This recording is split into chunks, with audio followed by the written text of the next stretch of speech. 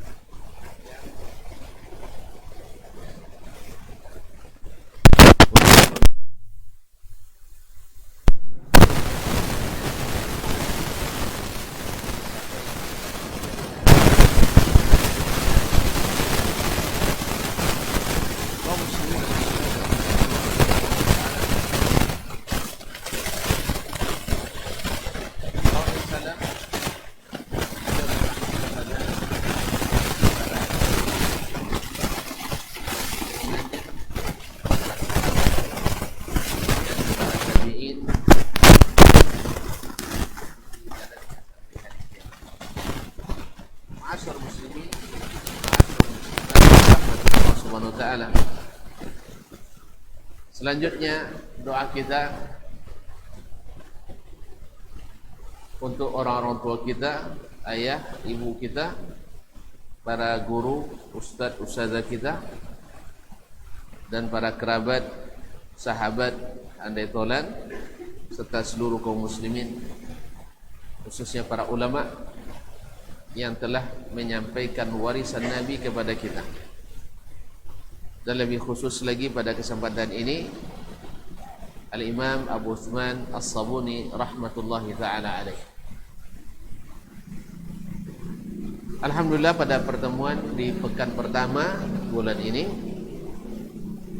kita membahas atau baru membaca sanad atau riwayat kitab ini. Nah, pada kesempatan ini kita masuk pada muqaddimah yang mana beliau menjelaskan apa alasan dan sebab yang membuat beliau menulis kitab ini. Sekarang kita dengarkan apa yang dikatakan oleh beliau dan tuliskan. Qala rahimahullah, alhamdulillahi rabbil alamin. Segala puji bagi Rabb yang memiliki alam semesta. Ini biasanya karena ini yang diajarkan dan sudahkan Nabi sallallahu alaihi wasallam. Setiap memulai suatu pekerjaan, suatu perbuatan dan perkataan selalu dimulai dengan memuji dan menyanjung Allah tabaraka wa taala. Nabi setiap ingin menyampaikan sesuatu, sa'id al-mimbar fahamidallah wa athna alaihi bima huwa ahlu. Nabi SAW bila ingin menyampaikan sesuatu, beliau kadang-kadang naik ke mimbar lalu memuji Allah, alhamdulillahi rabbil alamin, dan menyanjungnya, kemudian bersalawat dan salam kepada Nabi alaihi salatu wassalam. Nah, ini dalam rangka menghidupkan sunnah Nabi ini alaihi salatu wassalam. Karena penulis berharap kitab ini benar-benar berkesan dan berkenan dalam menyampaikan yang hak dan kebenaran, dan semoga dijauhkan daripada salah dan khilaf serta kebatilan. Maka beliau memulai dengan memuji Allah tabaraka wa taala atas nikmatnya ini. Wal aqibatu lil muttaqin, dan kesudahan yang baik adalah bagi orang-orang yang bertakwa. Kesudahan, akibat yang baik itu adalah untuk orang-orang bertakwa. Karena memang yang menentukan sesuatu itu adalah ketakwaan kita. Ketakwaan yang artinya adalah melaksanakan perintah dan menjauhi larangan-larangan Allah. Dan itu mesti ada semangat, motivasi, dorongan yang kuat dalam jantung hati kita. Maka Nabi tunjukkan at-taqwa hahuna. Bila kokoh di sininya, insyaallah kokoh amalnya dengan izin Allah tabaraka wa taala.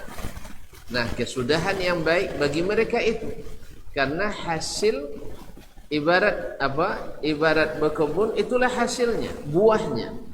Ilmu juga seperti itu yang kita ketahui. Iman dan Islam itu mesti berbuah, yaitu amal yang dengannya menghasilkan ketakwaan tadi. Zalikal kitabu la raiba fihi hudan lil muttaqin. Demikian Al-Quran, itulah Al-Quran yang menjadi yang tidak ada keraguan padanya, menjadi petunjuk bagi orang yang bertakwa. Siapa? Alladzina yu'minuna bil ghaib wa yuqimuna as-salah wa mimma razaqnahum yunfiqun. Lihat, orang bertakwa itu beriman pada yang gaib, berarti membenarkan berita yang datang dari Allah karena gaib. Kemudian wa yuqimuna as-salah, dan mendirikan salat, menjaga hubungan dengan Allah. Wa mimma razaqnahum yunfiqun, dan menginfakkan sebagian dari sesama makhluk. Jadi memang dasarnya iman tadi, tak ada keraguan padanya. Kalau masih ragu-ragu, maka tidak akan kokoh. Itu sebabnya beliau menyebutkan wal aqibatu lil muttaqin, akibat yang baik bagi orang yang bertakwa, yaitu yang didasari dengan iman yang benar kepada Allah tabaraka wa taala. Wa sallallahu ala Muhammad, dan semoga salawat dan salam senantiasa disampaikan kepada Nabi kita Muhammad sallallahu alaihi wasallam, wa ala alihi wa ashabihi al-kiram, sebagaimana memuji Allah disyariatkan dalam mukaddimah pendahuluan, maka salawat dan salam adalah penyempurna. Karena salawat dan salam adalah doa yang paling cepat dikabulkan Allah tabaraka wa taala. Man shalla alayya salatan sallallahu biha alaihi ashra.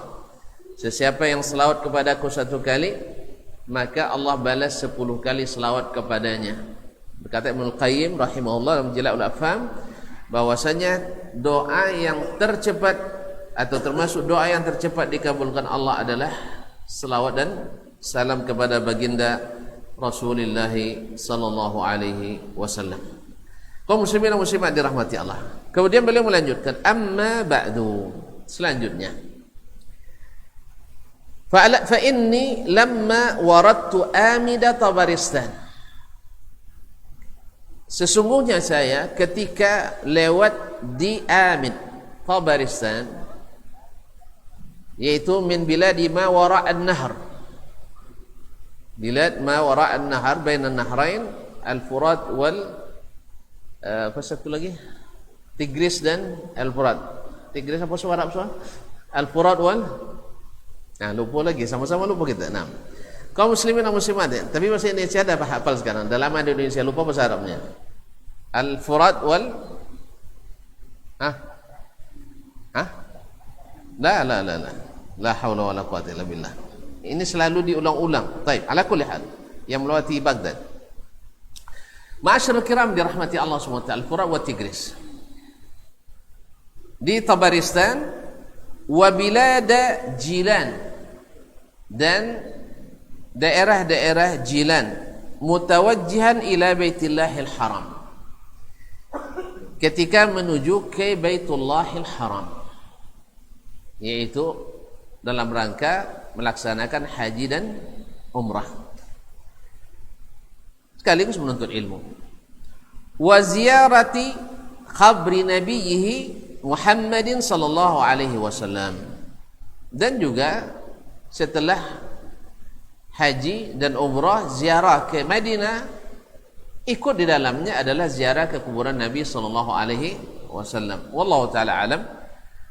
Beliau wallahu taala alam maksudnya bukan sengaja berjalan dalam rangka ibadah ke kuburan Nabi, tidak, tapi menuju kuburan Nabi ya'ti taba'an, artinya datang sebagai kegiatan berikutnya, bukan tujuan awal. Tujuan awalnya adalah ziarah ke Masjidil Haram, kemudian ke Masjidin Nabawi. Karena Nabi mengatakan la tushaddur rihal illa ila thalathati masajid. Tidak disyariatkan atau tidak dianjurkan melakukan perjalanan. La tushaddur rihal, tidak diikat kendaraan, dipersiapkan kendaraan untuk beribadah dalam perjalanan, untuk berjalan beribadah, kecuali ketiga masjid, Al-Masjidil Haram, wal Masjidil Nabawi, wal Masjidil Aqsa. Yaitu tidak dianjurkan kecuali ketiga masjid ini, Masjidil Haram, Masjid Nabawi, dan Masjid Al-Aqsa, yang mana keutamannya sudah sering kita dengarkan. Salat sekali di Masjidil Haram lebih afdal daripada salat 100.000 kali di masjid lain. Tapi jangan setelah solat itu sekali tidak solat-solat lagi ke syuhada nanti. Ya, lah puang tidak solat sampai mati, yang tidak solat tidak kesama aja solat dan nantinya. Kalau itu yang dipakai oleh Ustaz Ismail, masya Allah, tidak akan bosu-bosu jawab di syuhada. Sebab telah berapa kali solat di Masjidil Haram. Tidak.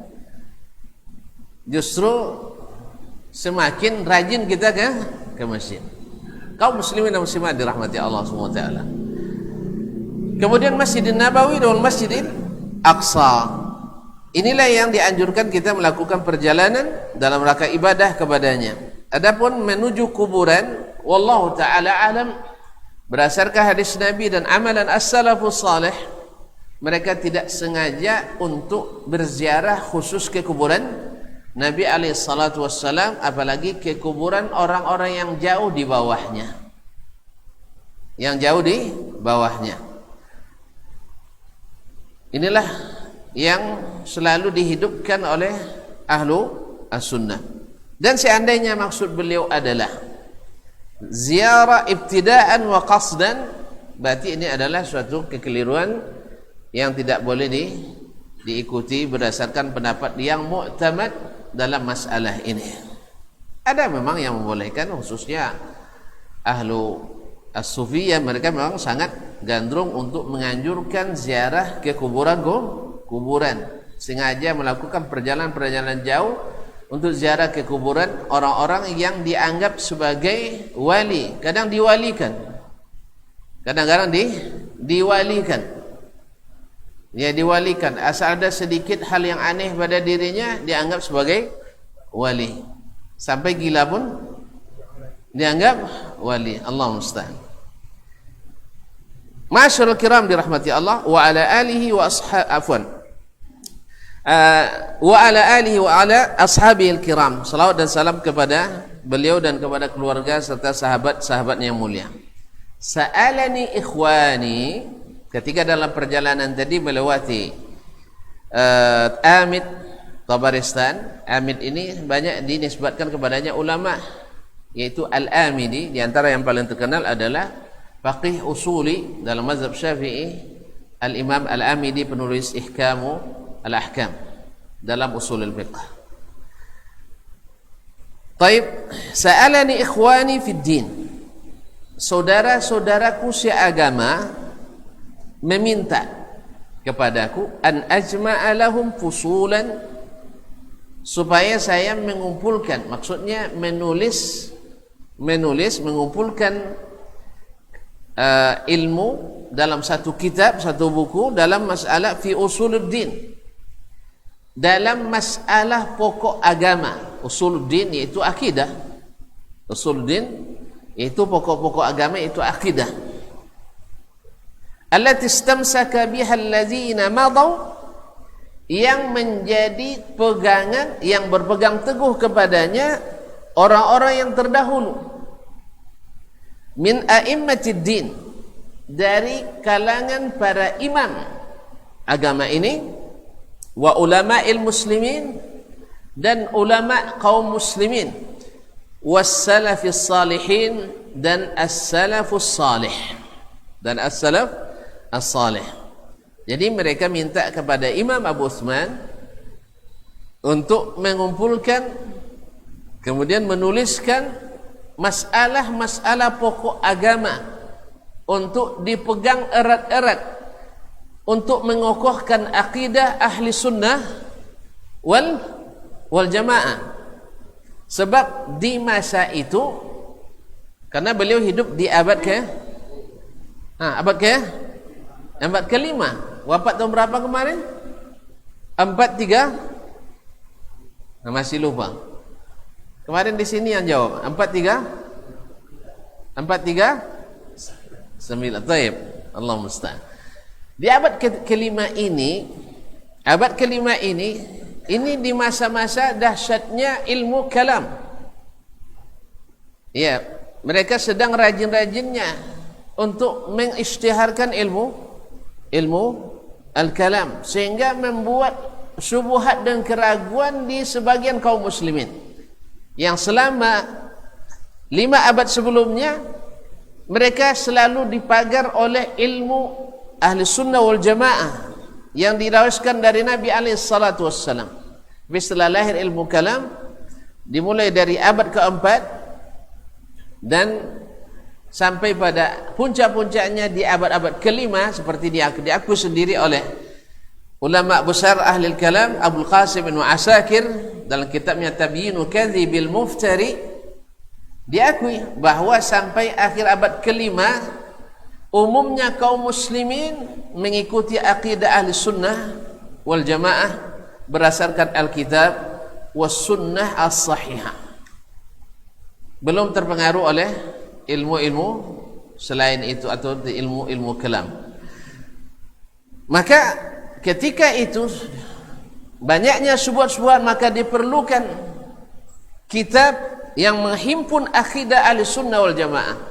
Sebagaimana kita hari ini, di saat ilmu ini kembali ditimbulkan, ilmu kalam ini kembali dinaikkan, diviralkan dan diilustrasikan serta diopinikan bahwa itulah akidah al-sunnah wal jamaah yang diwarisi dari Nabi SAW, maka terpaksa pula lah ulama-ulama al-sunnah zaman ini untuk menjelaskan ke umat bahwa ahlus sunnah itu akidahnya kepada sunnah.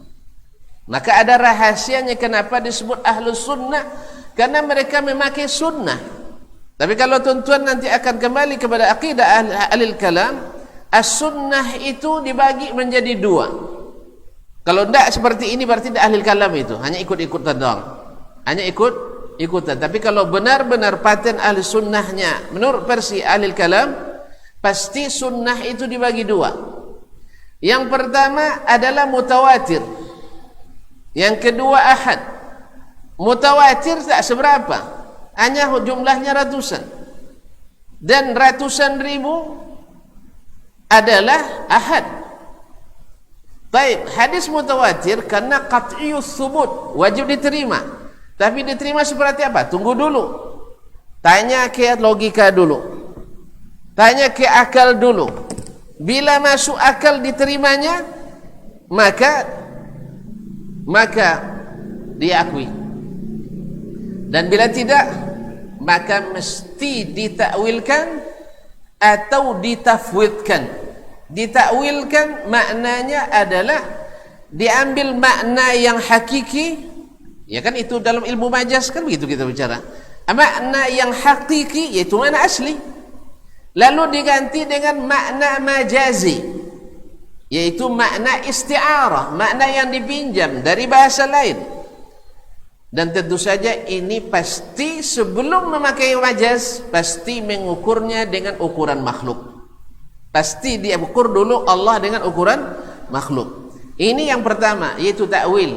Ganti yang asli, ganti dengan yang KW.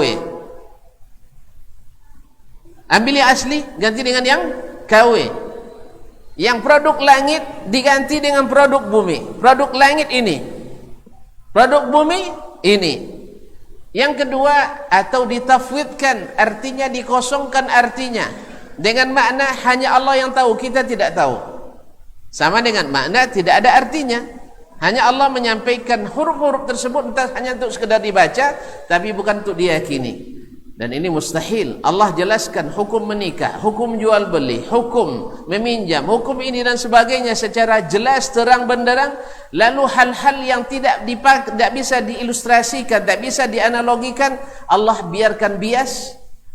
Ini luar biasa, menuduh Allah dan Rasul SAW tidak menjelaskan. Padahal Allah SWT telah menjelaskan dalam kitabnya, tibyanan likulli syai', kitabun uhkimat ayatuh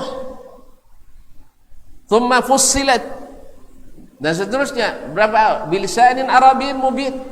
Lalu antum katakan tidak ada maknanya ayat sifat, itu mesti ditafwid. Dan lebih parahnya ini dinisbatkan kepada as-salaf, yaitu Nabi dan para sahabatnya, secara tidak benar.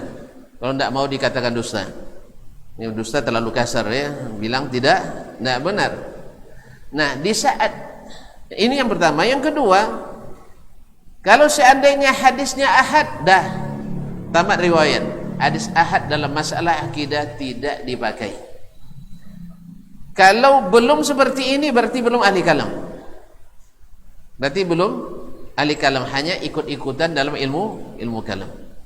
Jadi hadis dibagi dua, satu mutawatir, berarti qaid thubut, tapi dalalahnya masih zanni. Dalalahnya masih zanni. Kapan qat'i? Setelah disetujui akal. Beda sekali dengan Ahlussunnah. Ahlussunnah tidak. Ahlussunnah tidak membeda-bedakan antara mutawatir dengan ahad. Asal sahih dari Nabi sallallahu alaihi wasallam, maka wajib diterima dan wajib diyakini dalam bab apapun, akidah, ibadah, muamalah, akhlak dan adab. Karena baginda Rasulullah sallallahu alaihi wasallam tak pernah membeda-bedakan itu. Beliau mengutus para utusan, ada yang hanya satu orang, dua orang. Tidak ada yang mutawatir, hampir tidak ada yang mutawatir, tapi iman mereka diterima, keyakinan mereka diterima. Bahkan ketika sampai ke Rasulullah sallallahu alaihi wasallam tak pernah ditanya oleh Nabi alaihi salatu wasallam, kamu berapa orang sanad sampai kepada kamu, mutawatir apa ahad? Tidak ada ditanya. Asal sudah asyhadu an la ilaha illallah wa asyhadu anna Muhammadar Rasulullah, dengan segala keyakinan yang ada disampaikan oleh Al-Quran dan hadis, mereka terima, maka mereka diterima walaupun sampainya secara ahad. Dan ini tak pernah dikenal di kalangan ulama. Makanya ketika para ahli kalam menyebut para ulama, selalu yang sebutnya mutaakhirin. Mereka segan menyebut nama Sufyan bin Uyainah, Imam Az-Zuhri, Imam Al-Auza'i, Imam Asy-Sya'bi, Urwah bin Zubair, Salim bin Abdullah, karena mereka tidak akan ketemu mereka dengan itu. Karena di mereka yang ada adalah Al-Quran dan Sunnah. Makanya mereka disebut Ahlu As-Sunnah. Ahlu As-Sunnah karena menghidupkan sunnah dalam akidahnya. Maka disebut mereka Ahlu As-Sunnah. Oleh itu kaum muslimin dan muslimat, di saat sudah banyak penyimpangan dan keraguan-raguan ditimbulkan, maka mereka minta kepada sang imam untuk menuliskan. Supaya apa? Menjadi pegangan. Masih ingat awal-awal kajian kita sudah katakan, ilmu ini ilmu alat. Ilmu Alat baru dikeluarkan bila sudah mulai rusak. Makanya saya ulang kembali kaji ini. Kapan lahirnya nahwu dan saraf? Ketika bahasa Arab sudah mulai rusak. Kan begitu saya? Mulai belajar nahwunya enggak syahada ada belajar nahwu deh itu salah. Kaum muslimin dan muslimat ansar dulu ya. Ansar belajar nahwu dah. Lainnya. Jengkala darun memang ahli nahwu kaum muslimin. Alhamdulillah kalau darun du nahwu bisa diuji sampai ke luar negeri. Enggak percaya mau tengok nilai. Kaum muslimin. Enggak, saudara-saudara yang sama darun itu. Darun Masya Allah mantap nahwunya. Cuman kadang-kadang nak lupa lu masuk dan pandai nahwu gitu. Kaum muslimin dan muslimat dirahmati Allah Subhanahu wa taala. Jadi, kapan perlunya ilmu ini? Ketika kita tidak pandai bahasa Arab, maka perlu belajar tata bahasa. Tapi kalau lah lancar pada nahwu dia, tidak perlu dia alat. Makanya di masa Abu Bakar tak ada nahwu, di masa Umar tak ada nahwu, di masa Ali tak ada nahwu, masa Utsman tak ada nahwu radhiyallahu anhu ajma'in. Di masa tabi'in tak ada nahwu. Apa sebab? Mereka lah nahwu yang hidup, bukan nahwu yang mati. Kita yang sering memakai nahwu yang mati. Nahwu mati. Ketika suruh bahasa Arab tak pandai nahwu, hilang nahwunya. Iya, disuruh bahasa Arab hilang nahwu, patah-patah. Jadi bahasa Arab tapi susudan, tapi orang Arab tak ngerti lah. Ya. Kalau tak percaya nanti famous haji yang khutbah pakai bahasa Arab. Tak jauh pakai baik. Pakai satu haji nanti khutbah bahasa Arab, tu bawa Arab kakian. Tanya kayaknya, apa sih khutbah tidak sih? Pakai bahasa apa tadi dulu?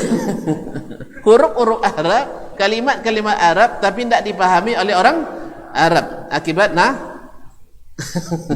bukan karena nahwu. Jadi kaum muslimin dan muslimat dirahmati Allah SWT. Keluar ilmu qawaid di saat bahasa mulai rusak. Karena namanya, maka dinamakan oleh ulama ilmu alat untuk memperbaiki yang rusak, meluruskan yang bengkok, menegakkan yang tumbang, menopang yang condong. Kalau condong kan ditopang. Nah, maka diluruskan lisan yang sudah mulai rusak, diluruskan dengan qawaidul lughatil arabiyyah. Orang dulu tak perlu. Demikian juga dengan usulul aqidah. Dulu zaman Abu Bakar tidak ada yang namanya ilmu akidah, tidak ada. Ini bid'ah ini. Ini bid'ah. Membagi tauhid menjadi 3, ini bid'ah. Baik yang membagi dengan tauhidu az-zat was-sifat wal af'al, atau yang bagi kepada tauhidul rububiyah, tauhidul uluhiyah dan tauhidul asma wa sifat, semuanya sama-sama bid'ah hasanah. Ya, karena ini kan ilmu wasilah, bid'ah. Saya menyebutnya sunnah hasanah, tapi antum bilang bid'ah hasanah, silakan, itu urusan antum.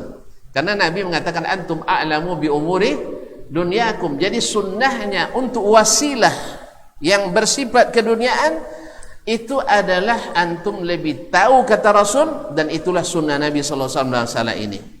Jelas? Antum nak pakai apa nama kau? Live streaming, live HP live streaming ini bid'ah menurut antum, bid'ah hasanah, silakan. Ana menyebutnya sunnatun hasanah karena Nabi katakan antum a'lamu bi umuri dunyakum. Baik, jadi keluar alat. Nah, di saat akidah sudah mulai menyimpang, maka perlu umat disuguhkan alat-alat untuk menghadapi penyimpangan-penyimpangan itu. Jelas? Maka diminta oleh kepada sang imam untuk menuliskan. Lahirlah kitab ini. Dan sebelum itu juga sudah ada, seperti kitab As-Sunnah Imam Ibn Abi Asim. Tahu apa orang wafat Ibn Abi Asim? Di akhir abad ketiga. Imam Ahmad, Sunnah Imam Ahmad, Sunnah Asy-Syari'ah Al-Ajurri 265 dan seterusnya. 365. Kaum muslimin dan muslimat dirahmati Allah Subhanahu wa taala. Dan kitab-kitab Imam Al-Bukhari seperti akan kita lihat nanti dalam kitab Tauhid dalam Sahih Bukhari, jelas sekali tujuan beliau adalah yang pertama adalah merad kepada ahli al-ta'til seperti Jahmiyah atau ahli, kalau waktu itu takwil belum masyhur di zaman Imam Al-Bukhari, ta'til yang banyak, nafyu, maka Imam Bukhari banyak memfokuskan ke situ. Kaum muslimin dan muslimat dirahmati Allah SWT, maka mereka minta kepada saya untuk mengumpulkan usul al-aqidah yang menjadi pegangan para a'immah, para imam. Yang dimaksudnya dengan para imam, imam ahli sunnah. Ya, imam ahli as-sunnah. Asy-Syafi'i, Malik, Abu Hanifah, wa Ahmad, Sufyan ats-Tsauri, Sufyan bin Uyainah, Abdurrahman bin Mahdi, Abu Zur'a Ar-Razi, Ad-Daraqutni, At-Tabarani dan seterusnya. Bukan a'immah ahli ghairi as-sunnah. Na'asyul kiram dirahmati Allah. Wahadu wada'un nasa ilaha fi kulli hin. Dan inilah yang mereka tunjukkan dan dakwahkan kepada manusia setiap waktu, di setiap masa. Jadi Imam As-Sabuni rahimahullah diminta menuliskan kaedah-kaedah usuluddin, usul agama yang dianut dan dipegang teguh oleh para imam ahli sunnah dari kalangan as-salafus salih, dan dengan itu mereka memberikan hidayah kepada masyarakat dan mereka mendakwahkannya di tengah masyarakat, sehingga nanti tidak lagi yang mengatakan bahwa Imam Syafi'i bukan ahli akidah, Imam Malik bukan pakar akidah. Antum Masya Allah belajar sosiologi sudah jadi pakar akidah antum. La haula wala quwata illa billah. Masa kita yang hidup di tempat, di masa orang tidak beri perhatian pada akidah, bisa mengatakan Imam Asy-Syafi'i yang hidup di masa mereka mendahulukan akidah dari segalanya, lalu kita katakan Syafi'i tak pakar akidah. Kita yang hidup di zaman dan tak peduli dengan akidah tiba-tiba jadi pakar akidah. Ini auzubillah, ini perkataan terlalu prematur dan menunjukkan kurangnya pengalaman terhadap generasi as-salaf. Kurangnya pengalaman dengan generasi as-salaf, kecuali melalui paralon khalaf, saringan khalaf yang mungkin banyak berkarat, sehingga yang sampai adalah bahwasanya as-salaf tidak pakar akidah. Kita belajar sosiologi, belajar antropologi, belajar gilologi, tiba-tiba menjadi ahli dan pakar akidah. Subhanallah. Lalu Imam Syafi'i yang sejak kecilnya lagi belajar Al-Quran Sunnah, yang di masa itu akidah menentukan bahwa ilmu tidak diambil kecuali dengan akidah lurus. Hari ini tidak. Antum jangan bicara akidah orang, ambil aja ilmunya. Unzur ila ma qala wala tanzur ila man qala. Lihat apa yang dia katakan, jangan lihat siapa yang mengatakan. Subhanallah, kaum muslimin dan muslimat. Ini dikatakan di zaman orang lurus-lurus dulu mungkin, tapi di zaman banyak bengkok-bengkok ini tidak boleh lagi dipakai ini. Harus dilihat siapa yang mengatakannya. Sebab apa? Kebanyakan banyak yang Allah musta'an. Oleh itu kaum muslimin dan muslimat dirahmati Allah. Nah, yang mereka tunjukkan kepada masyarakat dan mereka dakwahkan kepada masyarakat di dalam setiap masa, wa nahu amma yudadduha wa yunafiha, dan mereka melarang, mempelajari dan mengikuti apa yang bertentangan dengannya, wa yunafiha, dan bercanggah dengannya. Jumlatul mu'minin al-musaddiqin al-muttaqin, secara umum kaum mukminin yang membenarkan dan yang bertakwa. Al-musaddiqin yang selalu membenarkan, dan al-muttaqin yang bertakwa. Wa walau fi ittiba'iha wa 'adau fiha, dan dengan akidah inilah mereka wala dan bara. Dengan akidah ini mereka melakukan wala dan bara. Siapa yang berkeyakinan seperti ini? Ahlus sunnah. Yang berkeyakinan salah, bertentangan dengan itu berarti non sunnah. Ya. Ya, semakin banyak penyimpangannya semakin baca nonnya. Ya, semakin banyak menyimpang semakin banyak nonnya. Kalau semuanya nyimpang, berarti non semuanya. Jadi makanya ada sebagian dari yang menyimpang, ada yang nyimpangnya jauh sekali, tidak bisa dijemput lagi. Situlah lolok lagi sampai matinya. Itu misalkan tidak bisa jemput lagi. Jelas? Jelas seperti Mu'tazilah misalnya, dalam bab ini mereka jauh sekali. Ada yang nyimpangnya agak jauh, tapi bisa dihitung jarak tempuh. Sekali misi pom bensin, full tank, insyaallah tak jauhnya. Tuduk sekali jalan. Ya. Tapi memang luar biasa medannya, payah untuk dijemput. Ah? Banyak apa? Jalannya. Jalan banyak pelokoknya. Nah, jadi kaum muslimin dan muslimat dirahmati Allah Subhanahu wa taala, ada yang sama sekali meninggalkan sunnah dan membelakanginya. Ini lain, seperti orang Syiah Rafidhah misalnya. Ada yang Masya Allah pada umumnya sunnah, tapi ada sebagian dia menyimpang, seperti Khawarij misalnya. Khawarij ini Masya Allah, kalau bersalatnya jangan tanya, puasanya jangan tanya, dan jujurnya Masya Allah hebat-hebat mereka. Sampai diriwayatkan oleh sebagian ahli hadis, walaupun sebagian yang sahih Allah Ta'ala alam, pendapat yang mengatakan mereka pernah terlibat memalsukan hadis atau berbohong atas pengakuan salah satu dari mereka yang bertaubat. Tapi sebagian besar mengatakan bahwa Al-Khawarij adalah orang yang pantang untuk memalsukan hadis, karena bagi mereka dosa besar mengkafirkan. Orang yang berbuat dosa besar hukumnya kafir, dan dusta adalah dosa besar. Secara teoritis benar, tapi secara aplikatif mereka juga terlibat memalsukan hadis. Karena yang namanya bid'ah itu pasti perlu pendukung. Kalau tidak ada emas, kalau tidak ada emas, dasar anak milenial tidak tahu pepatah. Kalau tak ada emas, bungkal diasah, tidak puan apa menjalul, itu masalah. Kalau tak ada kayu, jenjang di kapak.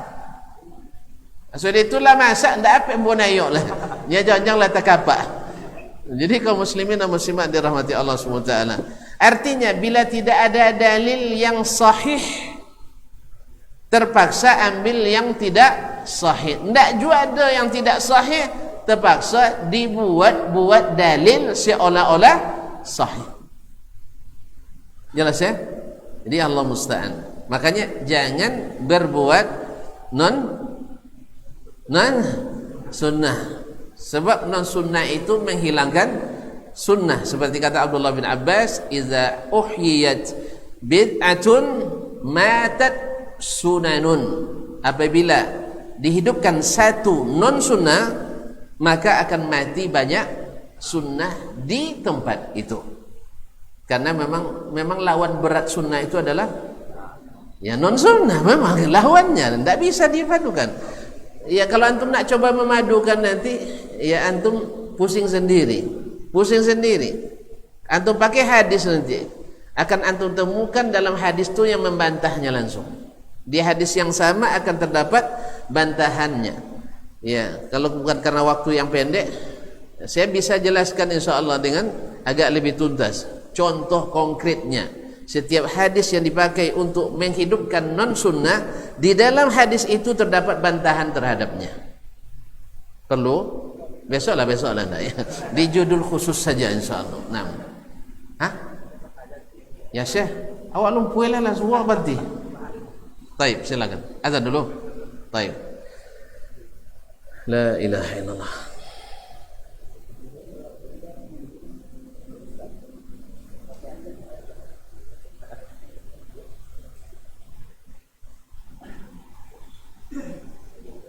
Allahu Akbar, Allahu Akbar, Allahu Akbar. Allahu Akbar, Allahu Akbar.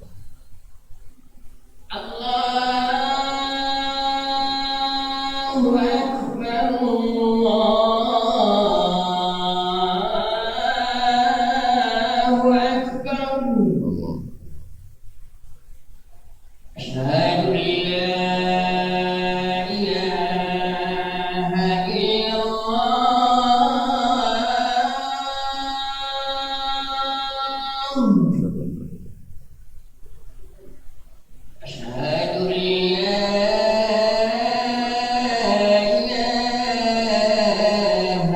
illallah.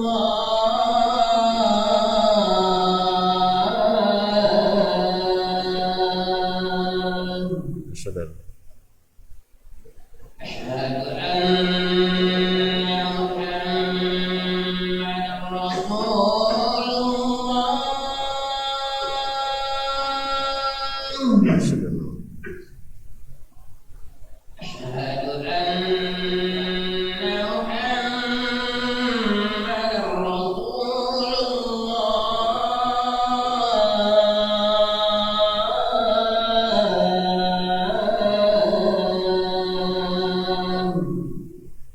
الفلاح حي على الصلاة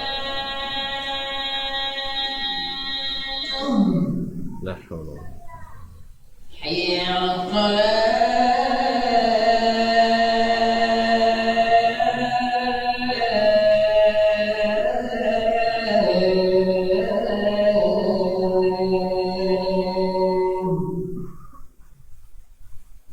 حي على الفلاح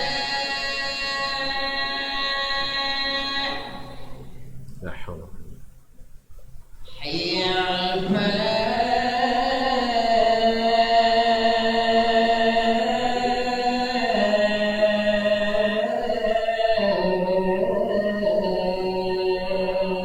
لا حول الله أكبر الله أكبر لا إله إلا الله وأنا أشهد أن لا إله إلا الله. اللهم صل على محمد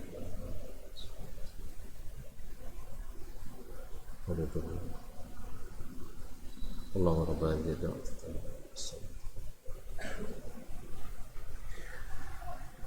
kaum muslimin dan muslimat dirahmati Allah, meneruskan sampai jam berapa sih? Jam 8. Jam akur belakang. Akur. Alhamdulillah masih banyak waktu. Alhamdulillah. Sejam lagi ketemu dia. Hah? Hah? Sejam lah ya? Sejam lagi katanya.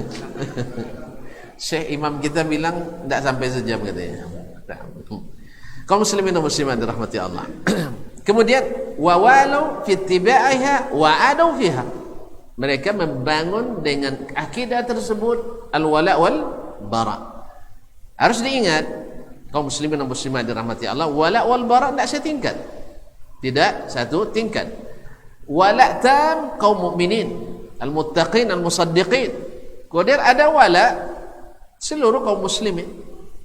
Kaum muslimin kita wala, tapi walanya sesuai dengan tingkat ketaatannya. Sama kita hari ini kaum muslimin dan muslimat. Sebenarnya masalah ini sangat sederhana. Orang yang sempurna taatnya pada kita, ya tak? Dan sempurna perhatiannya pada kita, pasti kita loyal kepadanya lebih dari orang yang setengah-setengah loyal dengan kita. Antum misalnya Pak Kabak punya kepala bagian ini. Anak buah ada 50 orang. Ada 5 orang yang Masya Allah tidak sanggup makan sebelum ketuanya makan. Yang lain tidak. Pokok ketua makan, tidak makan petiwa, makan dulu ninya. Tentu beda. Beda walaknya, iya kan? Ketika ada promosi nanti pasti entah kanang 5 atau sampai 5. Yang 5 itu biasa. Jelas? Kita sesama kaum muslimin, kadang-kadang gara-gara tempat pun. Ikut tamak Ansor dan tamak Darun. Itu tamak Ansor. Pasti dokek kita tamak Ansor nih. Buktinya di Semondo. Iya terus ya. Sama-sama Madinah, nyala dah alu dan Madinah tidak sama lah. Jadi itu masalahnya. Demikian juga terjadi di misalnya Iko sama-sama tamat pesantren, kau tamat Iko, nya sama kajinya tapi tetap loyal ke itu biasa. Itu fitrah manusia. Dan sama-sama mau jalai, tu Iko simpang kubu, pasti dah ke wamu jalai. Kecuali ada hal lain yang menjauhkan. Ada hal lain yang menjauhkan. Jelas? Jadi jangan dipahami nanti. Kalau gitu nanti asal tidak sepaham dengan kita, kafir. Itu salah besar. Kalau ada yang nafsirkan seperti itu, dia keliru besar. Karena ada bid'ah yang mengafirkan, ada bid'ah yang memfasikkan, dan ada lain-lain tidak ada ya? Ada dua, bid'ah mengafirkan atau memfasikkan.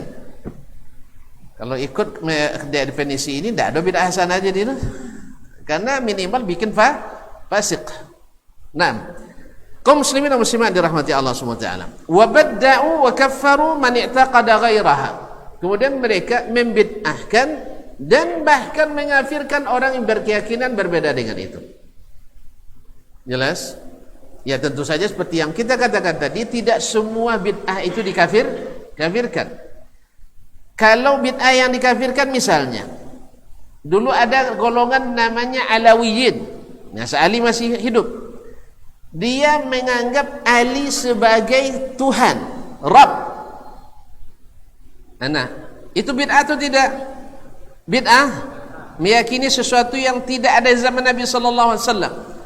Nah, mereka ini bid'ahnya mengeluarkannya dari Islam. Disuruh bertaubat oleh Ali, tidak mau. Pokoknya engkau tetap Tuhan. Subhanallah. Akhirnya Ali radhiyallahu taala anhu menyiapkan api untuk membakar mereka. Semakin yakin dia bahwa Ali Tuhan. Sebab ada hadis, itulah kata kaum muslimin, ada hadis la yu'azzibu bin nari illa rabbun nar. Tidak menyiksa dengan api kecuali Rabb yang menciptakan api. Akhirnya hadis sahih jadi subuhat. Makanya kaum muslimin, hadis boleh sahih tapi bila penafsirannya subuhat, lahir subuhat. Jelas tuh. Hadis air bersih masuk ke gelas yang kotor atau selang yang terkontaminasi, keluarnya apa? Bersih atau kotor? Kotor. Al-Quran sama ayatnya, tapi bisa masuk ke jalur yang resmi, ke saluran yang bersih, higienis, keluar air bersih dan higien. Ini selangnya kan bersih-bersih ini insya Allah, tapi tidak promosi ya, jangan salah paham ya. Nah, buktinya airnya jernih. Antum ambillah selang minyak tanah, masukkan nanti. Aduh, selang minyak tanah, cobong sekali. Nah, air awalnya bersih, masuk ke selang yang kotor, keluarnya kotor. Jadi masalahnya bukan karena dalil tak benar, dalil sahih, tapi pengambilan dalil tidak sahih, dan itu banyak terjadi. Makanya tadi dia katakan dalilnya sahih, la yu'azzibu bin nari illa rabbun nar, tidak menyiksa dengan api kecuali Rabb yang menciptakan api. Berarti ya tirunya semakin disiksa api, ya tirunya jadi Tuhan. La haula wala quwata illa billah. Jadi kaum muslimin, syubhat itu na'udzubillah bila sudah tertancap di hati, subhanallah, api uncang diantang, susah dicabut kembali. Oleh itu jangan beri kesempatan syubhat masuk. Jangan beri kesempatan syubhat masuk, karena perlu bertahun-tahun, perlu bermasa-masa untuk menghilangkannya kembali. Berat luar biasa. Dalilnya sahih, dalilnya Al-Quran, hadis, kadang hadis mutawatir pula tuh. Jelas? Cuman karena penafsirannya, makanya di sini pentingnya kembali ke sunnah Nabi sallallahu alaihi wasallam. Nah, ketika bahasa kembali itu sendiri pun dipelesetkan orang, berarti lah lamun dengan sunnah, berarti balik awak tak pernah dengan sunnah adanya. Ayolah, tidak merasa meninggalkan, tidak merasa meninggalkan. Caranya tahu aja mana hadis Nabi, baik qauli, fi'li atau takriri dalam masalah ini. Sunnah kan terbagi tiga, iya kan? Fi'li, perbuatan Nabi, kemudian ucapan Nabi, kemudian takrir Nabi. Keluar dari itu apa namanya? Non sunnah. Selesai masalah kawannya. Kaum muslimin dan muslimat dirahmati Allah. Jadi sering dipenjabaran, dan penjabaran itu bisa benar bisa salah, kecuali penjabaran yang datang dari yang tak boleh salah, Sayyiduna Muhammad sallallahu alaihi wasallam. Jadi mereka wabadda'u membid'ahkan. Berarti membid'ahkan sudah ada sejak dulu. Sudah ada sejak dulu. Tapi Nabi tidak pernah membid'ahkan. Nah, gimana tuh? Subuhat lagi ya. Subuhat lagi ya. Nabi tak pernah membid'ahkan sahabat. Nah, Ustaz, ayo. Bapak corong jawab. Berarti membid'ahkan itu adalah bid'ah, karena tidak ada sunnahnya dalam Nabi tidak pernah membid'ahkan. Ayo jawab. Nah, lakona syubhat tentu. Bid'ah itu kaum muslimin dan muslimat dirahmati Allah, definisinya adalah sesuatu yang diadakan setelah Nabi. Makanya bid'ah tidak ada di zaman Nabi. Makanya keliru ketika orang mengatakan Bilal bikin bid'ah disahkan oleh Nabi. Bid'ah itu setelah Nabi, harus duduk. Ini kalau lah salah di definisi, salah ngerti, salah rumus, salah natijah. Jadi bid'ah itu baru ada setelah syariat selesai. Semasa syariat masih terbengkalai, tidak ada bid'ah. Yang ada adalah perbuatan yang benar atau salah, Yang benar ditakrir Nabi menjadi sunnah takririyah. Kemudian didukung dengan fi'liyah, didukung dengan qauliyah. Nabi alaihi salatu wassalam. Dan ada yang tidak diterima. Ini banyak pula buat contoh-contoh nanti ya. Datang sahabat baca qul huwallahu ahad, hendak dibilang sama Nabi, antum ahli bid'ah. Tapi orang Wahabi bilang ahli bid'ah. Itu dibanding-bandingkannya. Cuman lupa dia banyak masalah yang dilakukan sahabat Nabi tidak terima. Tapi Nabi bilang bid'ah? Enggak, karena bid'ah itu ada setelah Nabi. Sama dengan ijma'. Ijma' tak ada di zaman Nabi lah. Mana yang pernah belajar usul fikih tentang kandang mah. Ijma' itu tak ada di zaman Nabi. Ijma' itu baru ada setelah Nabi SAW. Makanya dalil di zaman Nabi ada berapa? Yang belajar usul fikih, nyawa atau tuduhan azal usul fikih itu syariah. Dalil di zaman Nabi ada berapa? Duanya. Alah, kenapa kurang cik? Yang ada di zaman Nabi satu Al-Quran, dua sunnah, ketiga Al-Qiyas. Jadi tua qiyas pada ijma' lah. Lebih tua qiyas daripada ijma'. Kemudian mana tua sunnah pada bid'ah? Tasawuf bid'ah. Jadi bid'ah itu baru ada setelah Nabi SAW. Sebab mengatakan ada bid'ah di zaman Nabi melahirkan produk-produk yang syubhat yang tidak sedikit. Makanya Imam Ibn Hajar menyebutkan al-bid'atu i'tiqadu syai'in lam yakun fi zamanin Nabi SAW. Yaitu mengada-ngada meyakini sesuatu yang tak pernah ada di zaman Nabi SAW. Kemudian di hadis yang melarang bid'ah itu kan jelas itu. Jauhi bid'ah, ya kan? Alaikum bisunnah. Kalau seandainya zaman Nabi ada bid'ah, kenapa disuruh kembali ke zaman sunnah Nabi alaihi salatu wassalam? Jadi bid'ah itu ada setelah Nabi. Jale. Ala jale. Kalau tak diulang lihat orang. Ini mereka terpengaruh lihat orang. Mak Bilal berbid'ah, si fulan berbid'ah, sulan berbid'ah, beliau dan Nabi. Tiba kalian Wahabi nak ulah kalian berbid'ah adanya. Disitulah letak harus pembenaran, harus salah satu usul memahami sunnah menurut ahli sunnah itu salah satunya adalah mesti mengambil dalil dengan cara yang sahih. Selain sebelumnya adalah mensahihkan dalil dulu. Harus dalilnya sahih. Yang kedua pengambilan dalilnya mesti sahih. Dari mana tahunya?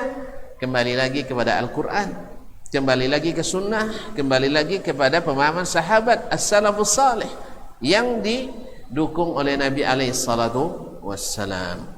Kalau tidak dibiarkan masing-masing nanti menafsirkan, maka kita ini sebanyak apa bulu kepala sebanyak itu pula tafsirannya nanti. Sebanyak apa latar belakang pendidikan sebanyak itu pula tafsirnya nanti. Makanya oleh sebab itu ada kecenderungan tak boleh menyalahkan. Apa sebab? Karena dia tidak yakin dengan kebenaran. Kalau yakin tak takut dia disalahkan. Sama sekarang orang sedang ceramah tentang pencuri, tidak ada pencuri sana yang tersinggung.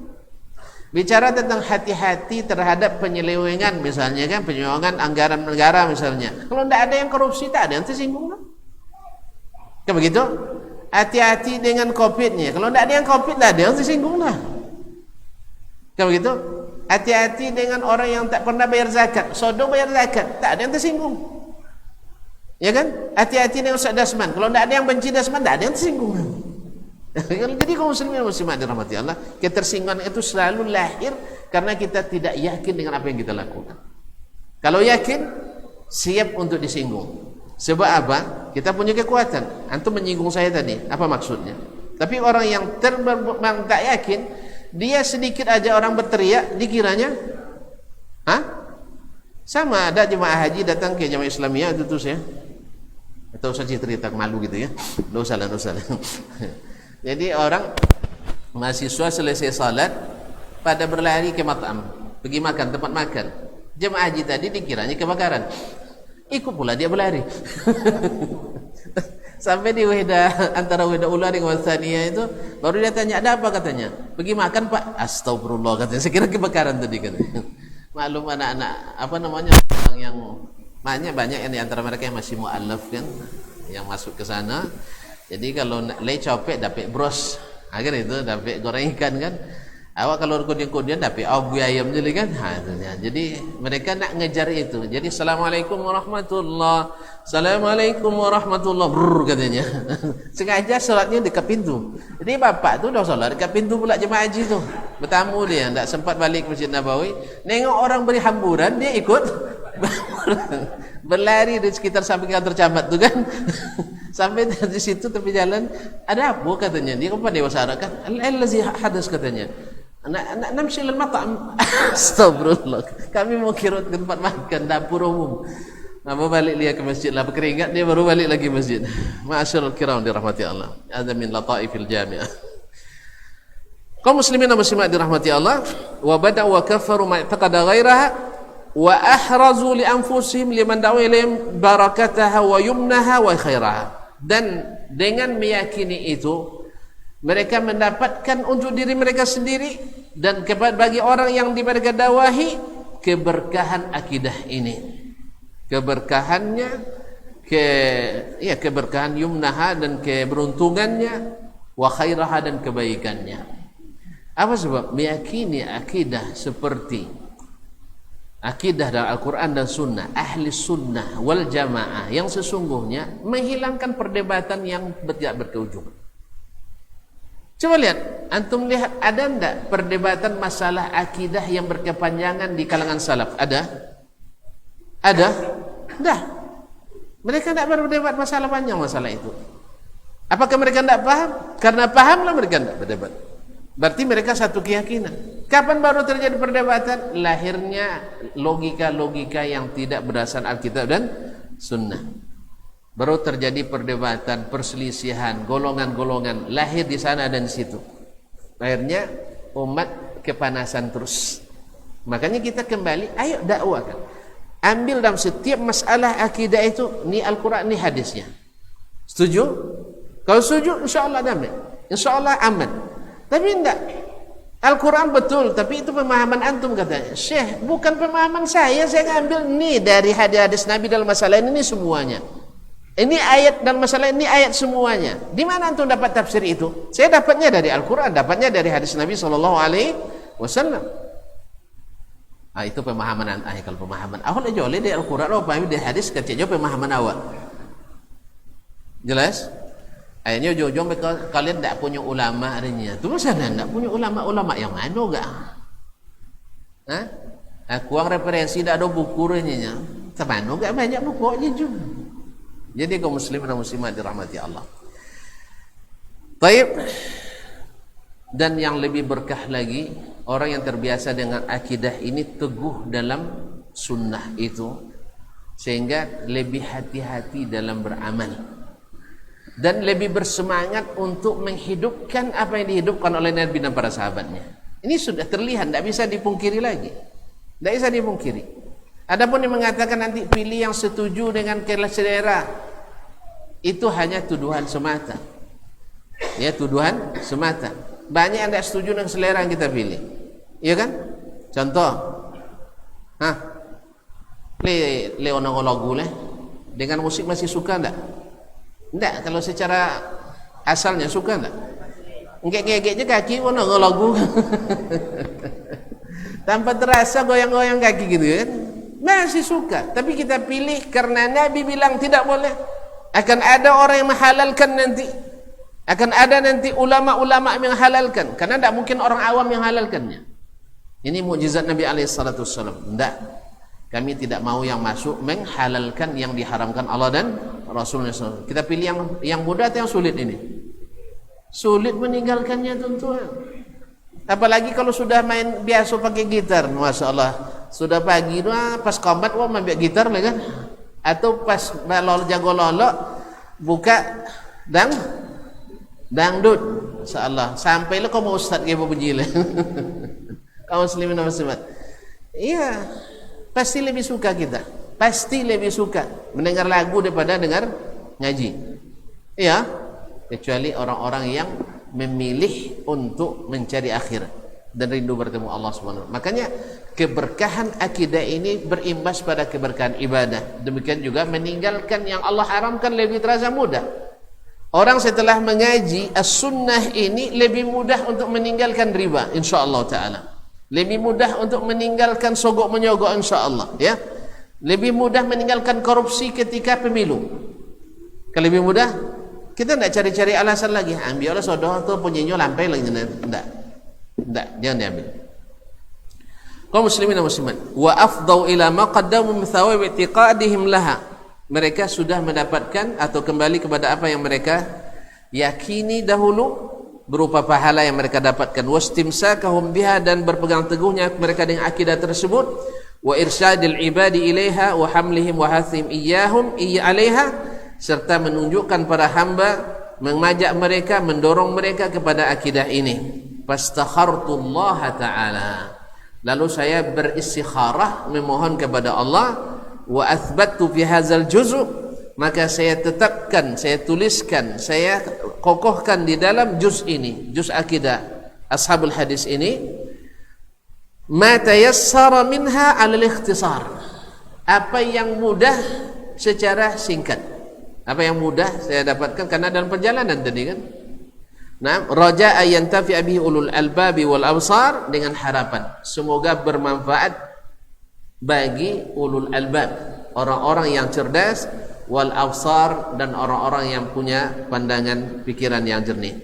Wallahu yuhaqqiqudz dhanna, semoga Allah menunjukkan atau membuktikan apa yang kita inginkan, yang kita sangkakan. Wa yujzilu alaina al-manna bit-taufiq, dan Allah besarkan kepada kita karunia-Nya berupa taufik, lis-shawab, untuk mencapai kebenaran, was-sidq, dan kebenaran, wal hidayah, serta petunjuk, wal istiqamah ala sabilir rusdi wal haqqi bimannihi wa fadlih, dan istiqamah di atas jalan hidayah dan hak dengan karunia dan rezeki dari Allah Subhanahu wa taala.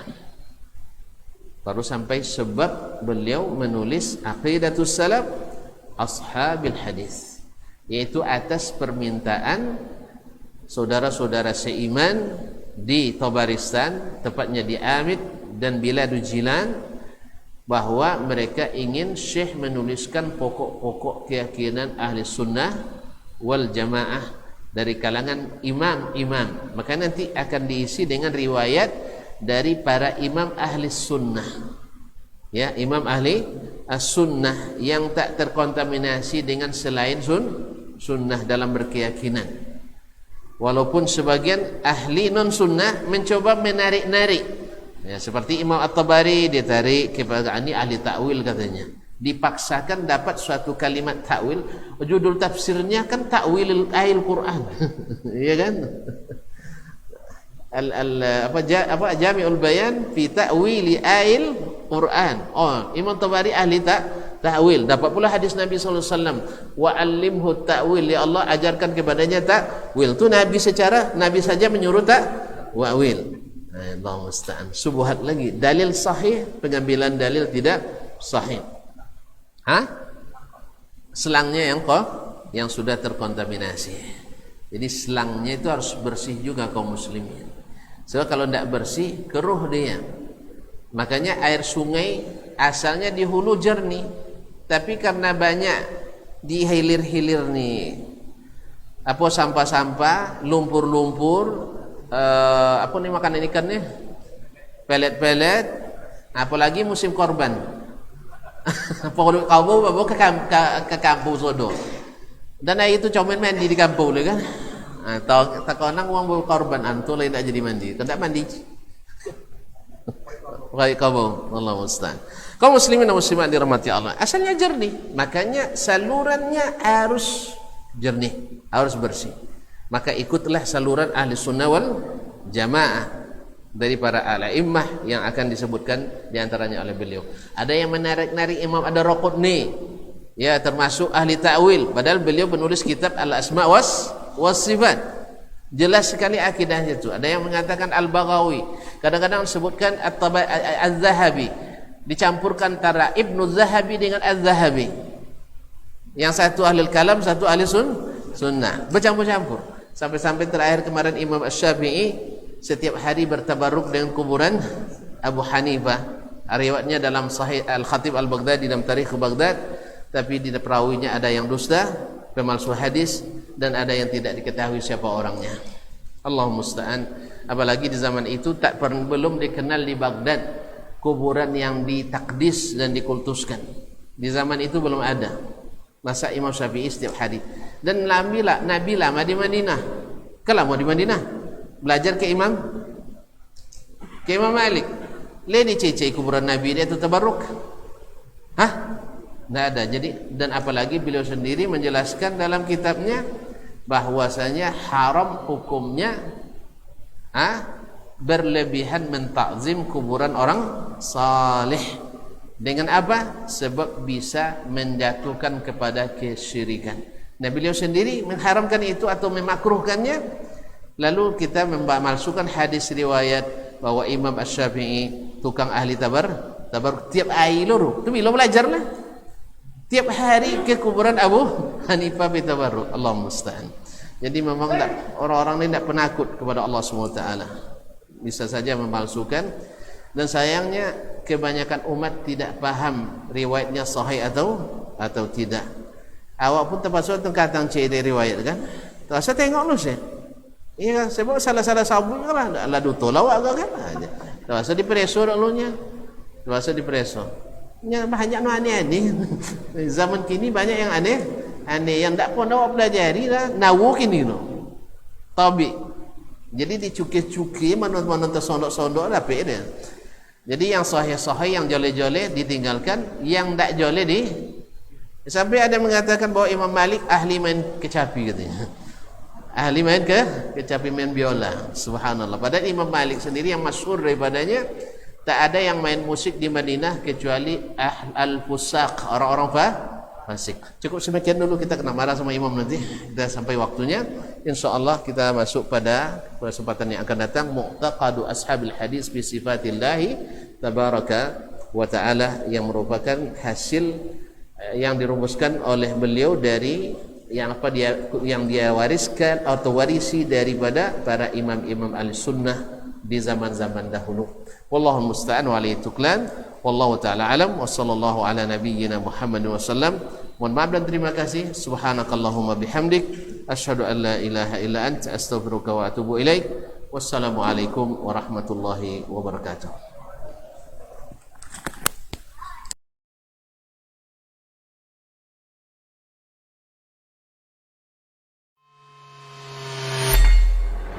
Di para sahabat itu, kaum muslimin, yang terbayang bagi mereka itu adalah infak.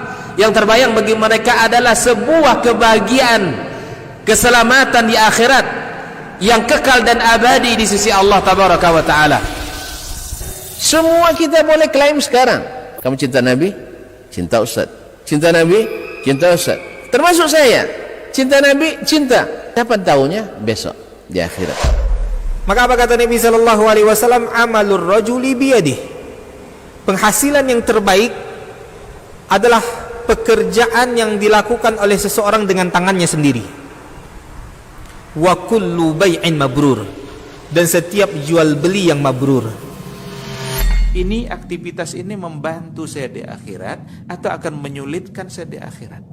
Kalau seandainya perbuatan itu ternyata akan menyulitkan kita di akhirat kelak, tinggalkan perbuatan itu.